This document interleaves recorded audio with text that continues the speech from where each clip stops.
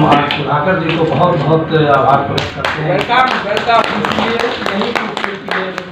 हमारे कहने पर आए, बल्कि इस विषय की गंभीरता को भी उन्होंने समझा और हमसे कहा कि ये हमारा विषय नहीं है, हम इस पर कभी आज तक ध्यान नहीं दिए हैं, लेकिन फिर भी ये सुनने आए। लेकिन हमने कहा कि देखिए ये विषय ऐसा है जो आप लोगों के लिए बहुत इम्पोर्टेंट है। खास करके हम ये चाह रहे हैं कि ये गाँव में जिस तरह से तम्बाकू का सेवन हो रहा है, कैसे उसको कम किया जाए।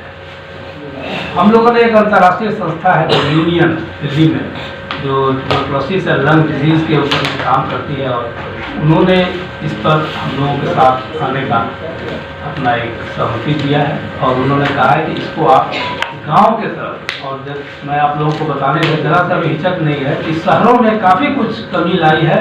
वो हमारे बीच आज बैठे हैं दीपक मिश्रा जी स्वीट्स, और इन्होंने शहरों में तो बहुत कुछ किया।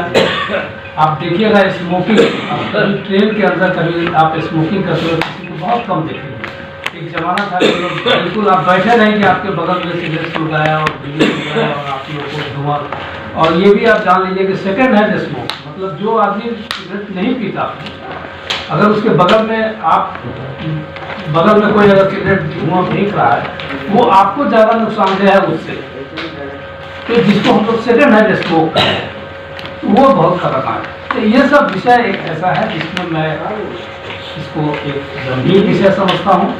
हालांकि हमारा जो इंस्टीट्यूट है, Bihar institute of economic studies, हम लोग ज़्यादातर आर्थिक और सामाजिक विषयों पर हम लोग काम करते रहे हैं, और ये बिल्कुल सामाजिक कार्यक्रम है। और अगर तंबाकू का सेवन से अगर हम कुछ लोगों के जीवन को बचा पाएँ तो ये हमारे लिए बहुत मतलब सफलता की घड़ी है।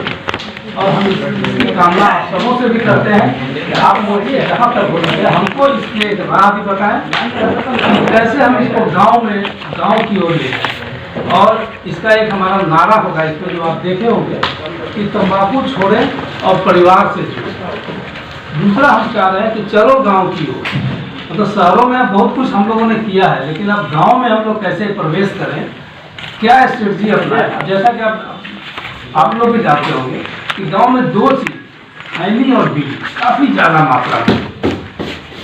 अभी की सरकार ने मद्यपान पर बहुत कुछ रोक लगाया है, लेकिन उसके बावजूद भी अभी हम लोग को तंबाकू पर भी रोक लगाने की ज़रूरत है, क्योंकि ये एक साइलेंट किलर है।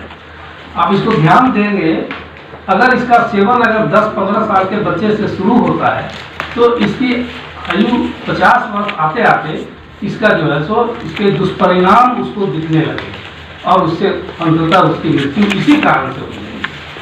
तो एक तरह का ये ऐसा डिजीज है जिसको रोका जा सकता है। सबसे बड़ा डिजीज कि सबसे बड़ी डिजीज को रोका जा सकता है, इसलिए हम इसको रोकने का पूरा प्रयास हम लोग करेंगे। और इसी उद्देश्य के साथ हम आप सबों को एक बार फिर से स्वागत करते हुए, सबसे पहले मैं आज चाहूँगा कि हम अपने सुधाकर जी को, ये आप सभी जानते होंगे, बेवाक बोलने वाले एक ऐसे प्रखर नेता है जो कि किसी भी सब्जेक्ट पर, किसी भी बिना किसी से भय खाए हुए किसी भी टॉपिक पर कहीं भी ये बोल सकते हैं।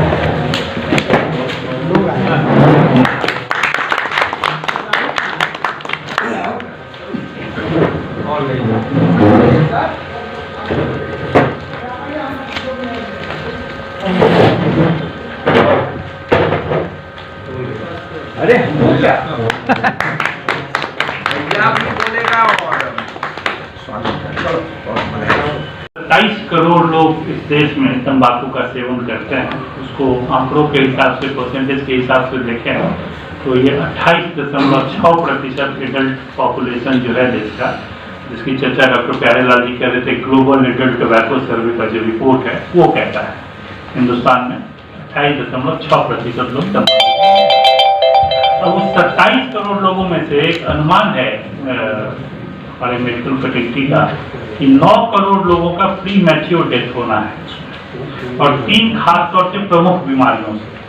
एक कार्डियोवास्कुलर डिजीज से होना है, एक दूसरा जो पल्मोनरी डिजीज से होना है, और तीसरा कैंसर। अभी सर ने भी कैंसर की चर्चा की है, और सर तो खैर उसी इलाके से आते हैं जो कैंसर पैदा करने वाला इलाका है देश अपने राज्य का। सरिस्का केनी बहुत फेमस है बिहार का, और तंबाकू चाहे किसी भी रूप में हो, वो बीमारियों का खजाना ही है। तो 9 करोड़ लोगों का प्री मैच्योर डेथ होने वाला है आंकड़ों के मुताबिक।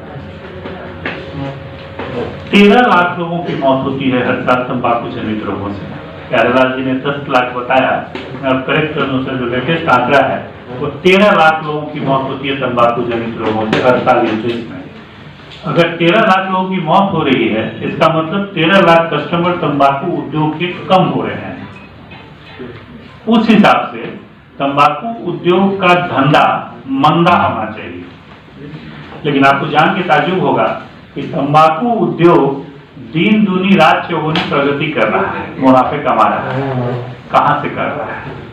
इस 13 लाख जो मर रहे हैं लोग हर साल तंबाकू जनित रोगों से, इसकी भरपाई तंबाकू उद्योग कहां से कर रहा है?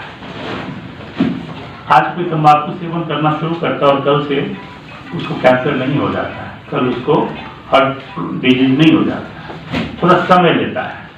तो जो ये 13 लाख की भरपाई तंबाकू उद्योग वहां से कर रही है, जो हमारा और आपका आने वाला भविष्य है। इतना क्लाउड है कि सरकारों को प्रभावित कर सकता है, ये करता है। क्या कारण है कि हम उस पर पूरी तरह नियंत्रण नहीं ले पाए, कर पाए? कई कारण हो सकते हैं, लेकिन एक कारण है कि इस इंडस्ट्री के पास पावरफुल लॉबी, इस पावरफुल लॉबी से फाइट करना आसान नहीं होता। इसलिए इसका इकोनॉमिक्स है, केवल इकोनॉमिक्स है ये मैं नहीं कह रहा, लेकिन इकोनॉमिक्स है, इसलिए बहुत मौजूद है। आपके इंस्टीट्यूट के लिए बहुत उपयुक्त है और आपकी सोशल रिस्पॉन्सिबिलिटी तो है। वो इंस्टीट्यूट क्या जिसकी कोई सोशल रिस्पॉन्सिबिलिटी नहीं हो? इवन एकेडमिक सेंटर्स की सोशल रिस्पॉन्सिबिलिटी, ये प्रोफेशनल वर्क तो आपका होता ही है, falls within your professional work jurisdiction, लेकिन ये आपकी सोशल रिस्पॉन्सिबिलिटी है। I am so happy that you have taken it up in right earnest, so seriously, so effectively, and I would like to believe so successfully. With these words, I welcome you all and request Pyarelal ji, Dr. Pyarelal ji, Director of the Institute or organizer of this workshop or this conclave, to conduct the proceedings on my behalf. आसान होगा क्योंकि हम जब करने लगेंगे तो आपको परेशान